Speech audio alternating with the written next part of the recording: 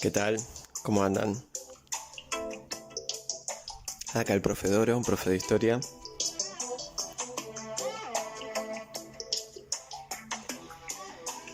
Vamos a, vamos a trabajar con unos temas de historia de cuarto año.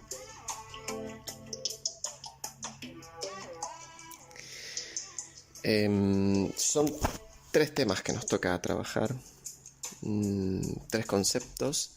Para tener una idea, con estos conceptos podríamos tener una idea de lo que es el avance del poder norteamericano o estadounidense, mejor dicho, sobre la región latinoamericana, sobre el continente americano, finalmente, en toda su extensión.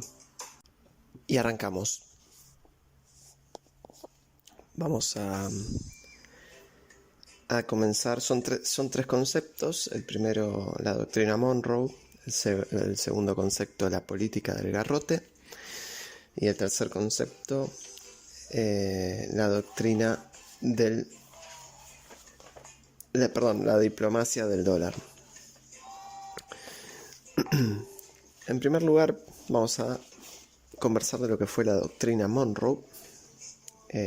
Doctrina por ser justamente un conjunto de ideas o principios. Esa es la definición de doctrina: un conjunto de ideas, enseñanzas o principios básicos defendidos por un movimiento religioso, ideológico, político, etc. En este caso más bien ideológico y político.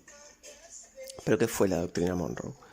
Bueno, a comienzos del siglo XIX, el presidente de Estados Unidos, James Monroe, diseña una política internacional para el continente americano, la doctrina Monroe, según la cual las naciones europeas debían perder protagonismo en la región.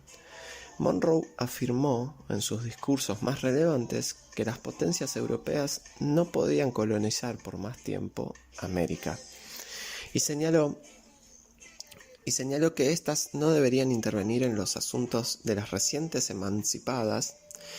Recuerden que estamos hablando del siglo XIX, para el momento que el presidente Monroe, justamente para el momento que James Monroe era presidente, mejor dicho, estamos hablando de 1823 aproximadamente. En ese momento recuerden ustedes que eran muy recientes las repúblicas, la conformación de las repúblicas latinoamericanas. Entonces lo que decía este señor es que tenían que abstenerse los europeos, sobre todo, de intervenir en los asuntos de las recientemente emancipadas repúblicas latinoamericanas. Básicamente les estaba diciendo: no se metan en Latinoamérica, en estas repúblicas libres que se acaban de formar.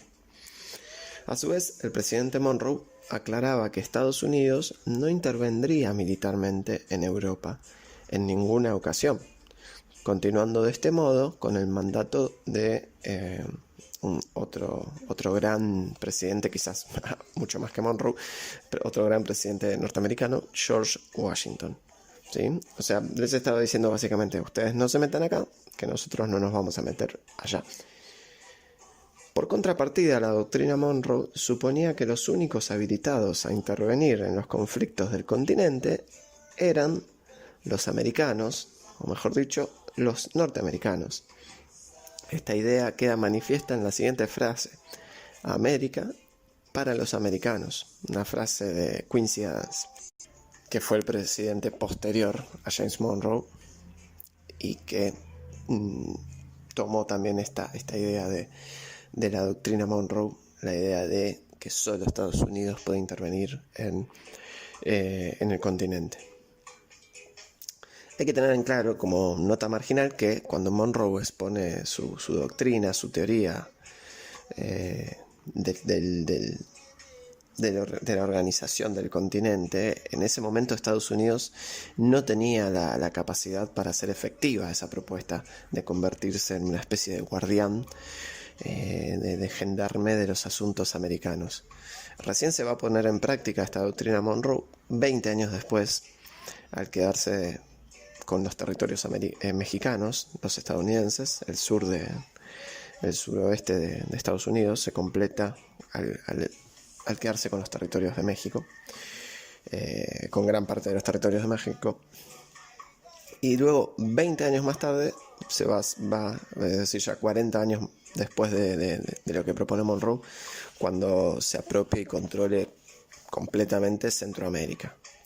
Pero bueno, sigamos. Ya para ese momento que estamos hablando, fines del siglo XIX, principios del siglo XX, aparece otra doctrina, otra política internacional en América, relacionada muy fuertemente con Estados Unidos y con una postura dominante de Estados Unidos. Me estoy refiriendo a la política del garrote. Esta política externa norteamericana fue desarrollada por el presidente Roosevelt a principios del siglo XX y puede considerarse una extensión de la doctrina Monroe. Su nombre proviene de un proverbio africano que decía así: habla despacio y porta un gran garrote. En inglés, algo así como talk slowly and carry a big stick. Por eso también van a ver que esta política es llamada la política del big stick, gran garrote. La idea de Roosevelt era que Estados Unidos debía mostrarse amenazante y actuar de forma violenta para resolver los conflictos continentales. Fue así que Estados Unidos se convierte en una suerte de gendarme internacional en la región. Los primeros en sufrir esta política fueron Cuba y Panamá. Más tarde, y hasta nuestros días, afectaría a toda América Latina. Es decir, podemos verlo casi de una forma geográfica, van a ir avanzando hacia el sur. Primero lo sufren los territorios mexicanos, son en parte comprados, en parte robados por Estados Unidos. Más tarde Centroamérica es ocupada de la misma manera. Y más cerca de nuestro tiempo, Latinoamérica en su totalidad, según las políticas internacionales de Estados Unidos, va a sufrir esta influencia de forma tanto económica, política, de una forma total en la sociedad. Aunque uno no lo vea a simple vista, en realidad está ahí. Por ponerles un caso, la situación de las dictaduras en Latinoamérica está completamente y directamente relacionada con la política norteamericana, que preparaba y aconsejaba a los gobiernos latinoamericanos y a los soldados directamente, los formaba a los soldados, a los generales latinoamericanos para educarlos en lo que fue la política de dictaduras internacionales, ¿sí? Conocido como Plan Cóndor por un lado, y por el otro, esto investíganlo, es un tema de quinto, pero bueno, un tema posterior, pero en definitiva sí, la influencia de Estados Unidos se va a sentir en toda Latinoamérica. Y otro ejemplo muy claro de esta influencia es la diplomacia del dólar. ¿Qué fue esto? Fue otra de las políticas adoptadas por Estados Unidos a principios del siglo XX. La diplomacia del dólar se caracteriza por una voluntad abierta de Estados Unidos de intervenir en Latinoamérica con el fin de defender los intereses de empresas norteamericanas. El ejemplo más característico es el de la United Fruit Company, una empresa dedicada a la producción de frutas tropicales. Y la presencia de esta empresa en los países de Centroamérica fue avasallante. De hecho, la riqueza de esta empresa se explica y se entiende por haber estado presente y haber ocupado Centroamérica para su producción. En países como Costa Rica o Guatemala, la United Fruit Company se adueñaba del total de la producción de frutas, las redes ferroviarias y marítimas, y estaba exenta de pagos de impuestos. A su vez, cuando algún gobierno local buscaba limitar su poderío, obtenía como respuesta generalmente golpes de Estado orquestados por Estados Unidos y por su órgano directo, que era la CIA. Hay que destacar que en la mayoría de los casos los gobiernos latinoamericanos favorecían los intereses de los extranjeros, otorgando tierras y leyes beneficiosas, porque siempre hay, esto es lo que se conoce, ¿no? Es algo que ustedes ya, un contenido que deberían venir viendo desde tercero, que es el pacto colonial. El pacto colonial es esto, es que hay ciertos sectores locales que tienen un interés individualista o personal o de empresa en tener ganancias. Entonces no tiene ningún problema en ofrecer recursos, leyes favorables, como decimos acá, a las grandes corporaciones o a las naciones internacionales, en un intercambio que es injusto y oneroso para el país desde ya. Hubo casos de represión, de huelgas, contra estas actitudes de traición prácticamente de los gobiernos latinoamericanos. Es lo que lleva también a hablar de los países a veces que tienen esta situación de sujeción o de responder de forma muy beneficiosa para una nación extranjera como Estados Unidos. Se los suele denominar a estos países como repúblicas bananeras.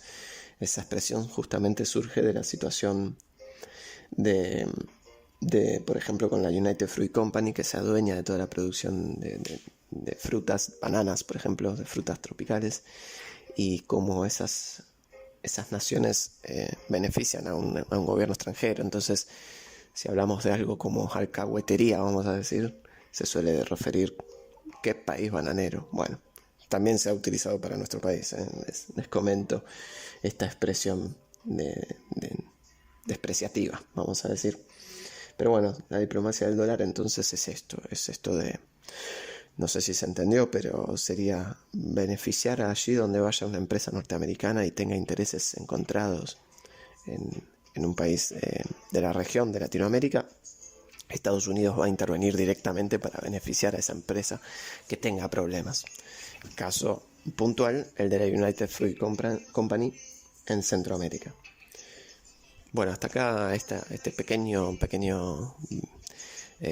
podcast, si quieren, video, repasando estos temas. Así que les mando un saludo.